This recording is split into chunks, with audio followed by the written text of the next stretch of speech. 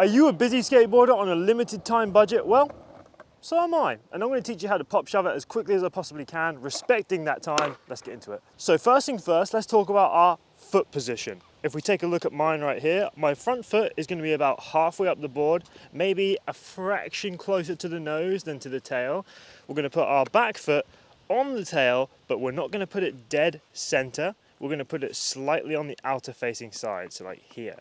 So if I just take my shoes off quickly and show you properly. The foot position is front foot, just like I told you. Back foot using the ball of your toe on your back foot. You're going to have that slightly on the outer facing side, so around here. If we're popping ollies, we're going straight on. If we're popping front shoves, we're going this side. And if we're popping backside shove-its, we're on this side because the board is going that way. So if you pop from this side, ball goes that way. If you pop from this side, ball goes that way.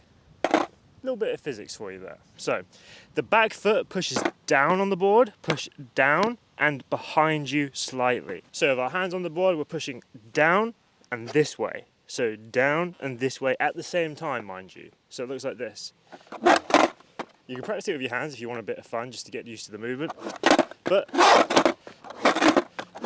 essentially the same thing. And you just catch it with the front foot, scooch it with the back foot, catch it with the front one, and bring the back foot back on. Let's put these back on. Right, now that we have a brief knowledge of what we're doing, let's chuck the board down, grab ourselves a playing card or really anything of this similar size and dimensions. We're gonna pop this on the floor, and as long as you can put your foot on that and kick it behind you, so it goes that way, that is the movement of the shove it. So let's go again, card on the floor, front foot there, back foot on the card, kick the card down and away from you, kind of like you're a cat burying its own plop, like this. So you're going to put your foot there and go and land with both feet at the same time. So one more quick training drill we can do with this. If you've got a stair set, perfect, bring it over there. So this is a great way to get used to jumping and doing the scoop at the same time. So we put the card down and all we're going to do is do the exact same thing, push down behind us and aim to land on the top step.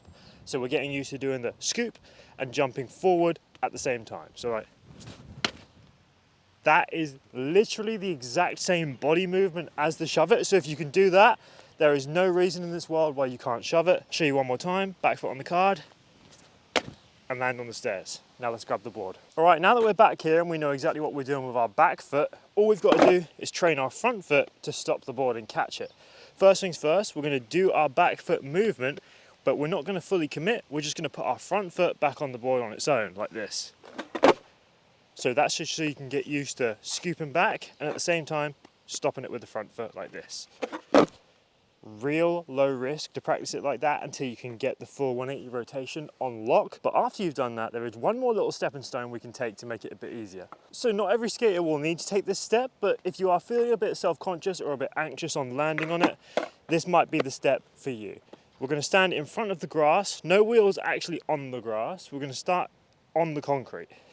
Then we're going to do the exact same movement. We're going to aim to land with that one foot on there, but because it's grass, it's a lot more stable than the slippery concrete. So now we're going to be brave, jump forward into the grass the same way we jumped up onto that step just over there, and hopefully you should end up on the grass with a nice bit of stability. There's only one more tip I need to give you to perfect this trick. Now, the most underrated tip for practicing it on concrete is what you're doing with your arms. I've said this a few times in tutorials before and people always say it's the best tip they've ever heard, and that is holding your arms in front of you because you're landing in front of you, so you've almost got to put that weight this direction before you even jump. It really helps you land stable when you get on the board. Think about it like this. If my arms are up here and I'm standing all stiff and straight when I shove it, I kind of want to step off or fall backwards.